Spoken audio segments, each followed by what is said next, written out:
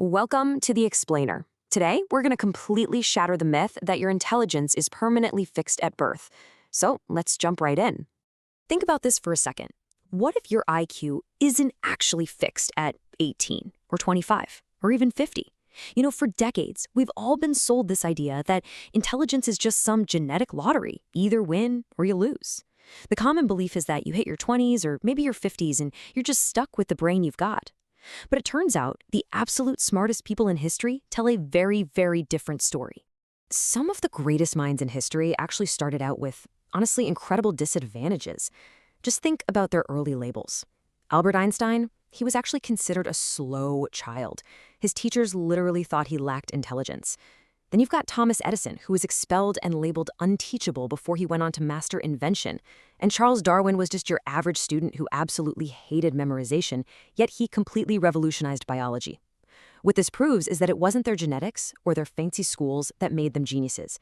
It was their habits. Their habits literally changed how their brains functioned. So today, we're diving into the exact playbook they use to upgrade their brains. We're going to cover the fixed IQ myth, unplugging for deep thinking, struggling to clarify thoughts, connecting ideas and training memory, protecting your cognitive energy, and finally, building your own intelligence system. Let's kick things off with Section 1, the fixed IQ myth. Why genetics aren't destiny. All right, if you take away nothing else, remember this core truth. Intelligence is not some fixed genetic trait. It's just not. You actually have total agency to physically rewire your brain. You can drive real structural change through the right daily systems. And the wild thing is, these historical figures we just talked about, they did exactly that, way before modern neuroscience even existed to explain why it worked. Moving on to Section 2, unplug for deep thinking. This is habit number 1.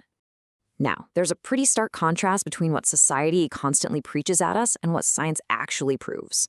Modern hustle culture is always telling us to consume to get smarter, right? More podcasts, more videos, more reading, endless inputs. But neuroscience shows the exact opposite is true. Your brain actually upgrades itself when you shut those inputs completely off. It's about undistracted thinking. You have to force your brain to generate its own ideas from scratch. See, when you stop constantly consuming, you fire up this absolutely fascinating mechanism called the default mode network. This is the brain system responsible for your abstract thinking, profound insight, and long-term reasoning. And the absolute kicker here, it only activates when your brain is taking a break from outside input.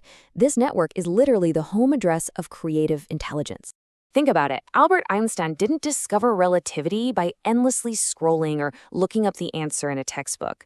No, he walked alone for hours. No books, no notes, just pure, unfiltered thinking. He basically let his default mode network run totally wild with incredible thought experiments, asking himself stuff like, what happens if I chase a beam of light? Or what happens if gravity bends space? So how do we build this into our own lives? Well, modern studies show you really need a daily thinking walk. It's a 3-step process. First up, leave the phone and the music behind. I mean it, 0 input. Second, you've got to push through that initial wave of boredom and discomfort, because at first it's going to be boring. Then it's going to feel uncomfortable. But eventually you reach step 3, where you allow your brain to finally unlock new insights. You have to realize that the initial discomfort you're feeling, that is literally just the physical sensation of your intelligence growing. All right, on to Section 3, struggle and clarify thoughts. Let's look at habits 2 and 3. Here's the thing. Highly intelligent people don't rush to find the answer. They actually delay getting help. Psychologists call this productive struggle. It's this fascinating process where your brain actively strengthens its deeper neural pathways by trying, failing, adjusting, and retrying before it ever gets the solution.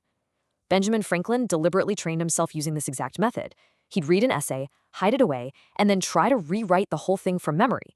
He used this productive struggle to force his brain to reorganize and really refine the information before he'd ever let himself compare it to the original.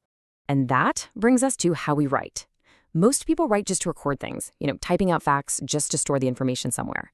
But geniuses, they write to think. Take Leonardo da Vinci. He kept these famously messy handwritten notebooks, packed with fragments and contradictions. He wasn't just transcribing facts for later. He was actively wrestling with ideas, using the pen to detect gaps in his logic and turn vague, fuzzy thoughts into precise concepts. And modern brain imaging from places like Princeton and UCLA backs this up perfectly. proving that handwriting boosts conceptual understanding way more than typing does. So try adopting these smart habits for clarity. First, write out your absolute best answer before asking for help, even if you know it's probably wrong. Second, keep a daily thinking journal. Don't just list what happened. Focus on what you actually understood today and what completely confused you. And lastly, avoid instant solutions. Embrace that delay. Because intelligence flourishes when thoughts are actively examined, not just passively collected. Moving right along to Section 4, Connect Ideas and Train Memory. This covers Habits 4 and 5. Okay, let's dive into this really cool concept called transfer intelligence. People with high IQs don't just memorize random isolated facts. They understand entire systems. Charlie Munger famously called this a latticework of mental models. See, when you learn about cause and effect from physics, adaptation from biology, and incentives from economics, your brain becomes incredibly flexible. Transfer intelligence is what allows you to grab an idea from one domain and apply it to a completely new context. It's a total game changer, and it's exactly why cross-domain learners and polymaths have historically dominated.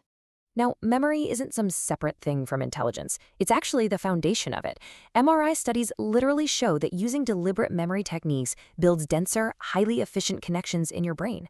Just look at the tools the greats used: active recall, spaced repetition, and mental visualization. I mean, Nikola Tesla used mental visualization to construct entire machines, rotate them, and test them for wear and tear, all entirely inside his own head.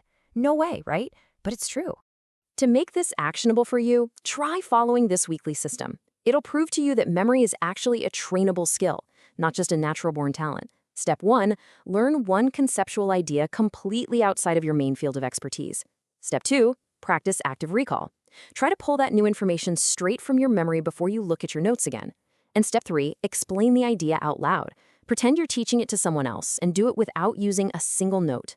Art, Section 5, protect your cognitive energy. Habit 6. Honestly, this might just be the most counterintuitive part of this entire explainer. 4 to 5 hours. That's the number. That is the absolute maximum number of hours Charles Darwin spent doing focused work each day. The entire rest of his day, it was spent walking, resting, and reflecting. Truly smart people don't try to think deeply all day long. They think when their brain is actually at its absolute strongest.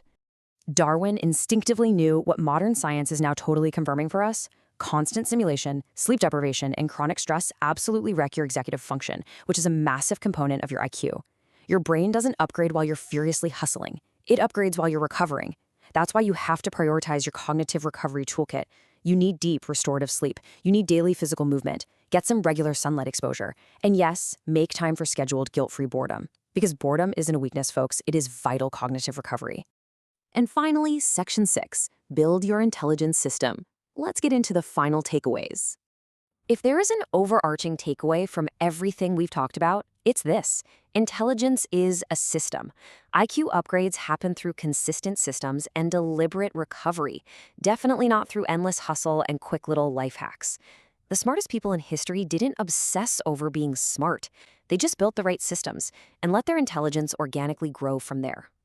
So I want to leave you with this final thought, and it's a question for you to really chew on. Are you going to endlessly consume more information today, or will you actually unplug and build the habits to process it? If you really want to think clearer and build a stronger mind, you have to start with your habits, not just more data. The manual for genius is right here in your hands, but the choice to struggle, unplug, and truly think, well, that's entirely up to you.